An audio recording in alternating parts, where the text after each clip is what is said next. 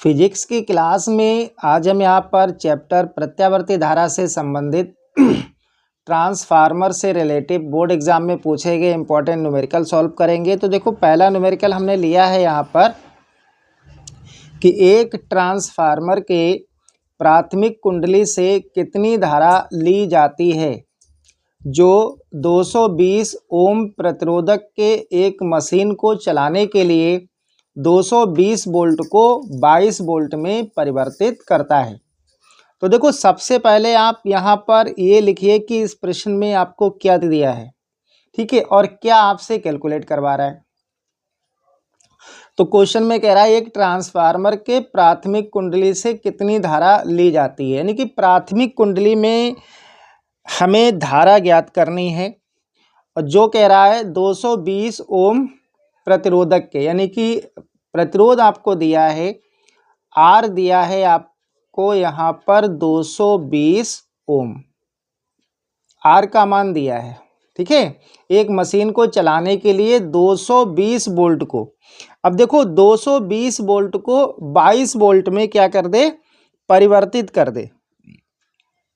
तो ये सप्लाई है 220 वोल्ट, यानी कि प्राथमिक कुंडली में वोल्टेज दिया है, इसको आप ई पी से दिखाओगे, पी का मतलब प्राइमरी हो गया, ई यहाँ पर वोल्टेज है, कितना है 220 वोल्ट, कह रहा है को 22 वोल्ट में परिवर्तित कर दे, ठीक है। तो ये आपका तो देखो यहाँ पर ये आपको कह रहा है 220 वोल्ट को 22 वोल्ट में परिवर्तित कर दे, यानी कि ये आपकी सेकेंडरी जो वाइंडिंग होगी उसमें आपको सप्लाई दे रखी है, यानी कि ई एस दिया है आपको 22 वोल्ट। और स्टार्टिंग में आपसे क्या कह रहा था कि ट्रांसफार्मर के प्राथमिक कुंडली से कितनी धारा ली जाती है, ठीक है। तो आपको कैलकुलेट क्या करना है, आई पी कैलकुलेट करना है, यानी कि I P equal to question mark. I P का मतलब आप समझते हो, पी का मतलब हो गया प्राथमिक कुंडली यानी कि प्राइमरी वाइंडिंग, ठीक है। तो देखो इनमें एक रिलेशन होता है, रिलेशन होता है ई एस अपॉन में ई पी बराबर होता है आई पी अपॉन में आई एस, ठीक है। यानी कि देखो प्राथमिक सेकेंडरी, ई एस का मतलब हो गया यहाँ पर सेकेंडरी बाइंडिंग हो जाएगी, ठीक है, और पी का मतलब प्राइमरी। तो ई एस अपॉन में E P equal to I P upon में आई एस। हमें यहाँ से आई पी कैलकुलेट करना है, तो यहाँ से आप आई पी का क्या करेंगे, फार्मूला बना लेंगे।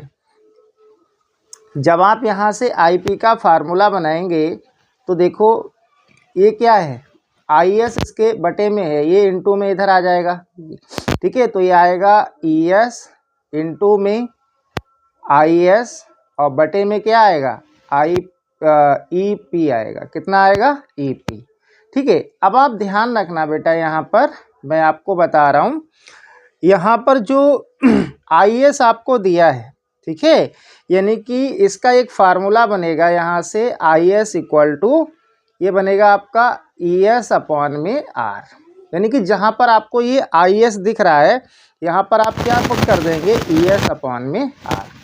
तो ये नया फार्मूला बन जाएगा आपके पास, I P equal to E S into में इसके स्थान पर क्या रखना है, ई एस अपॉन में आर, और इंटू में ई पी आपके पास क्या है पहले से ही है। अब आप इसमें वैल्यू पुट कर दीजिए, आंसर आ जाएगा। देखो I P equal to E S कितना है, ई एस है आपके पास 22 यानी कि 22, और इंटू में फिर क्या है ई एस यानी कि 22 अपॉन में आर कितना है, आर देखिए 220 वोल्ट, और इंटू में ई पी कितना है, ई पी भी कितना है आपके पास 220 वोल्ट, ठीक है। अब आप इसको कैलकुलेशन कर लीजिए, कैलकुलेट करिए।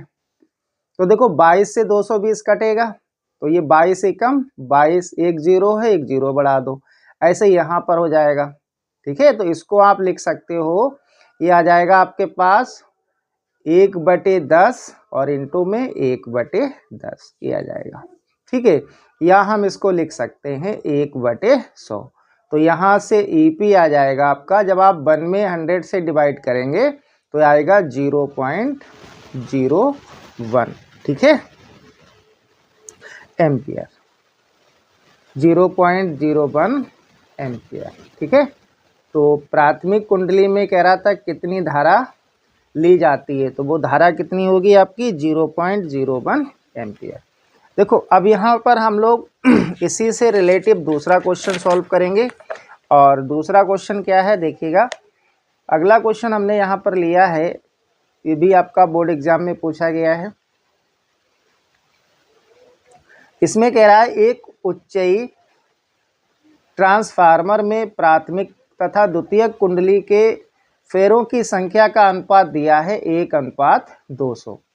कह रहा है यदि इसे 220 वोल्ट तथा 2 एम्पियर की प्रत्यावर्ती धारा के मेन से जोड़ दिया जाए तो द्वितीय कुंडली में अधिकतम धारा ज्ञात कीजिए। तो देखो इसमें आपको फेरों की संख्याओं का अनुपात दिया है, ठीक है, यानी कि इस क्वेश्चन में क्या दिया है, आपको दिया है NP, देखो पहले प्राथमिक बोल रहा है फिर द्वितीय बोल रहा है, तो यानी कि NP/NS दिया है आपको 1/200, ठीक है, या आप इसको NP/NS लिखेंगे तो 1 क्या हो जाएगा 200 हो जाएगा। और उसके बाद कह रहा है इसे 220 वोल्ट और 2 एम्पियर की प्रत्यावर्ती धारा के स्रोत से जोड़ दिया जाए, यानी कि प्राथमिक कुंडली में आपको विभव दिया है, BP दिया है 220 वोल्ट, क्लियर, और IP दिया है आपको यहाँ पर, यानी कि IP दिया है 2 एम्पियर, क्लियर। कैलकुलेट क्या करवा रहा है, कह रहा है द्वितीय कुंडली में अधिकतम धारा ज्ञात कीजिए, यानी कि IS equal to question mark, यहाँ पर आपसे IS कैलकुलेट करवा रहा है। तो देखो इसका भी रिलेशन आप ध्यान रखना क्या होता है, ये होता है NS/NP और इक्वल टू होता है IP/IS। हमें यहाँ पर IS निकालना है, ठीक है, तो IS निकालना है तो IS का फार्मूला जब आप बनाएंगे तो देखो ये क्या होगा, चाहो तो आप पहले वैल्यू पुट कर दो या फिर यहाँ से फार्मूला आप ड्राइव कर सकते हो, ठीक है।